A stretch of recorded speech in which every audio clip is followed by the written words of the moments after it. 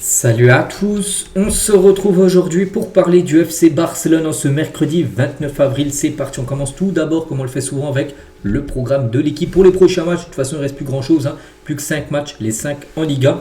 Pour cette fin de saison, donc prochain match, le samedi 2 à 21h samedi soir, le déplacement du côté de Osasuna. Puis ensuite, 8 jours après, ça sera la réception du Real Madrid, aura peut-être le titre de Liga. À noter que si tu gagnes les 2 prochains matchs, le titre sera acquis. Même si tu venais à gagner là et à faire un nul face au Real, le titre sera également acquis. Donc voilà, on se dit que c'est une question de jours, peut-être voire de semaines pour remporter ce championnat. Et allez, juste une petite info les gars. Le 16 février dernier, donc c'était la 24e journée de Liga. Donc le Barça était deuxième avec 58 points, le Real 60 points. Mais depuis, en l'espace de 2 mois, donc on est passé de la 24e à la 33e journée. Donc le Barça maintenant 85 points. Donc le Barça en gros a pris plus 27 en points, alors que le Real Madrid a pris seulement plus 14. Ce qui a totalement changé la dynamique des équipes, ce qui a totalement changé également le classement des deux équipes. Et maintenant, le Barça est loin devant le Real Madrid avec 11 points d'avance avant la 5 journées de la fin de la saison. Et à noter que le Barça, comme j'ai dit, cette série quand même incroyable, donc le Barça a remporté quand même 9 matchs de championnat consécutifs d'affilée. Voilà, donc là, 27 points pris sur 27 possibles. Hansi Flick n'est qu'à une victoire de battre son record actuel en tant qu'entraîneur du Barça, parce qu'il avait déjà fait Hansi Flick au moment où Barça 10 victoires d'affilée. Voilà, donc là il a 9 victoires d'affilée en championnat. Donc s'il y a victoire contre Osasuna et peut-être victoire contre le Real, ça sera record pour Hansi Flick. Concernant le trophée de la Liga, le Barça remportera peut-être, enfin certainement, en tout cas Barcelone emmènera le trophée de la Liga lors du Classico. S'ils sont sacrés champions ce jour-là, les joueurs soulèveront le trophée à la fin du match. Il devrait bien être présent le trophée de la Liga parce que potentiellement le Barça pourrait être champion face au Real en cas de victoire. Tout dépend du scénario avant, ce qui sera passé déjà au Osasuna, tu auras déjà pris les 3 points. Mais en gros, si tu gagnes contre le Real, puis si tu n'es champion face au Real, le trophée sera là et le trophée sera soulevé devant le Real Madrid en fin de match. Donc voilà, c'est confirmé. Le Barça a discuté avec la Fédé espagnole pour que le trophée de la Liga soit soulevé après le Classico s'il termine le match en champion. Et à noter que si le Real Madrid perd des points et que le Barça devient officiellement champion ce week-end, parce que ça se peut, tu peux même être champion ce week-end. Si par exemple le Barça venait à gagner contre Osasuna, puis le lendemain l'Espagnol venait à battre le Real, tu n'auras même pas à attendre le Classico le dimanche 10 mai, tu serais déjà champion ce week-end. Donc à noter si ce cas de figure se produit. Le défilé en bus de la célébration aura lieu en début de semaine prochaine, c'est-à-dire peut-être lundi ou mardi prochain. En gros, il y aura la parade dans les rues de Barcelone, malgré qu'il restera encore 4 journées à jouer. Il restera même le Classico à jouer la semaine suivante. Il y aura la parade de bus pour fêter ce titre de Liga, tout dépend. Voilà, ça sera soit cette semaine prochaine, soit peut-être dans 2 semaines. Mais voilà, en tout cas, la parade va bien avoir lieu. On continue avec une info, c'était il y a 3 ans, jour pour jour. Lamine Yamal faisait ses grands débuts avec le Barça. C'était un 29 avril 2023, on est le 29 avril 2026. Donc il jouait déjà, c'était Xavi. Le coach, il avait 15 ans et demi. Il jouait ses premières minutes avec le Barça, l'équipe première. Voilà, c'était il y a déjà 3 ans. Jour pour jour. On continue avec Diego Simeone, le coach de l'Atlético Madrid. Ce soir, il joue un match de Ligue des Champions contre Arsenal. Et notez qu'il a été questionné en interview par rapport à Alvarez. Est-ce qu'Alvarez va partir? Il a dit: je ne suis pas dans sa tête. C'est normal qu'Arsenal, le PSG, le Barça, tout le monde en gros veulent son joueur. Voilà, en gros, ce qu'il a pu répondre. Il n'a pas dit oui, il restera. Voilà. Donc en gros, il botte à chaque fois en touche. Ça sent comme le départ, bien sûr, d'Alvarez. Et les agents de Julián Alvarez travaillent désormais sur la signature du joueur avec le Barça, malgré quand même qu'Arsenal et le PSG aussi intéressé. Le joueur a une préférence énorme pour le FC Barcelone. Donc voilà, pour l'instant, on attend vraiment que la saison se finisse. Et normalement, tout est en train de se mettre en place pour la signature de l'attaquant argentin. Et à noter que si ça venait à échouer, parce que oui, ça peut échouer, ça on le sait tous.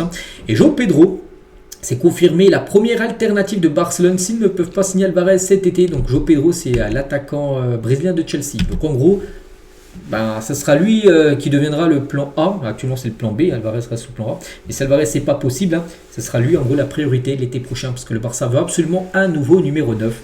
Voilà, ça sera João Pedro. Après à Barcelone, oui ou non, tout dépend. Tout dépend déjà du prix. Déjà je pense que ça sera moins cher qu'Alvarez. Alvarez, c'est vrai qu'on parle beaucoup de sommes qui dépasseraient les 100 millions d'euros. João Pedro, je pense, serait peut-être, ça se situerait peut-être vers les 70. Donc ce serait bien moins cher. On verra. Mais en tout cas, Alvarez reste toujours bien sûr l'option numéro 1. Les une des journaux sportifs aujourd'hui, donc Mundo Deportivo, donc QQ disponible, donc Cucurella, donc le joueur de Chelsea qui en parle, João Pedro. mais aussi un autre joueur de Chelsea pourra débarquer au Barça, Cucurella.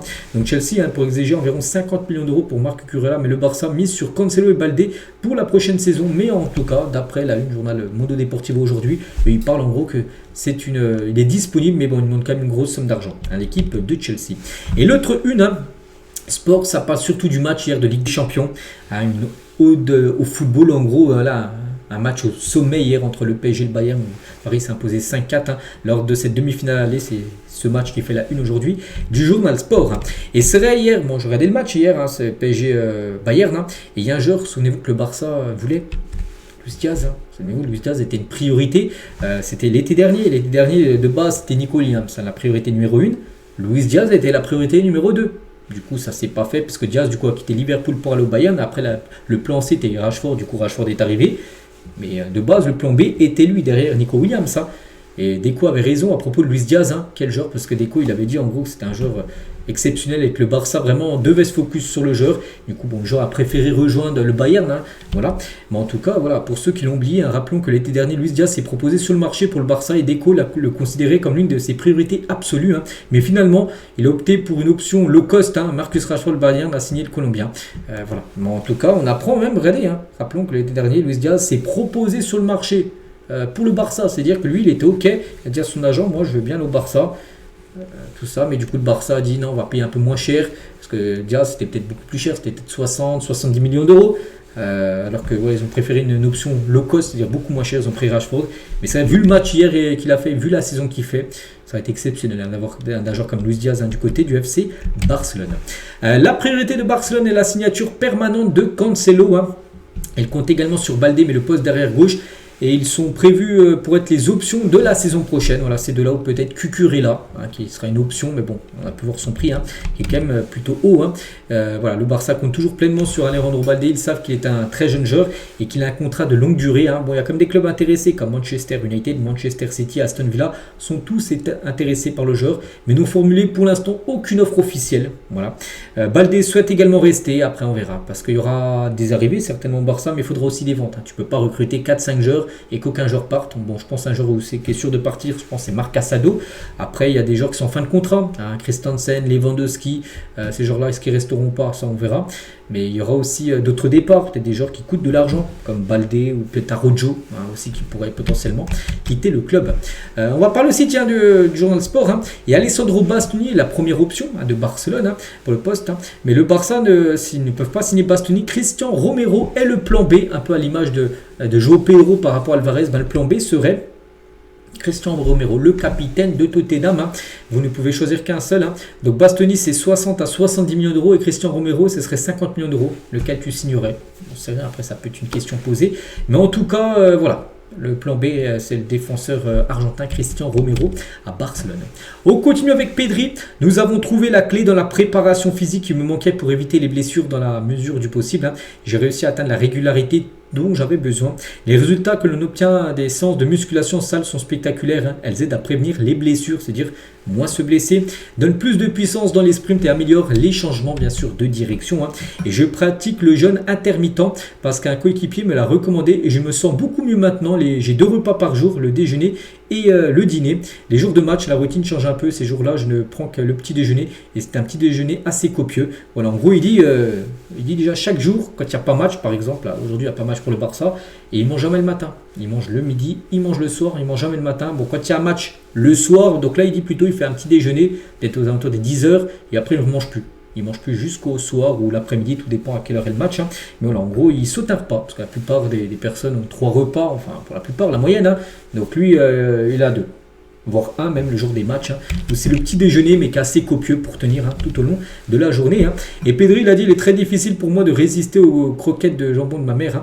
Je ne les mange qu'occasionnellement après un match parce que voilà, il fait attention à ce qu'il mange, puis il aime quand même manger les croquettes de jambon que sa mère fait, mais bon, maintenant il essaie de se limiter vu qu'il est quand même footballeur maintenant, Pedri.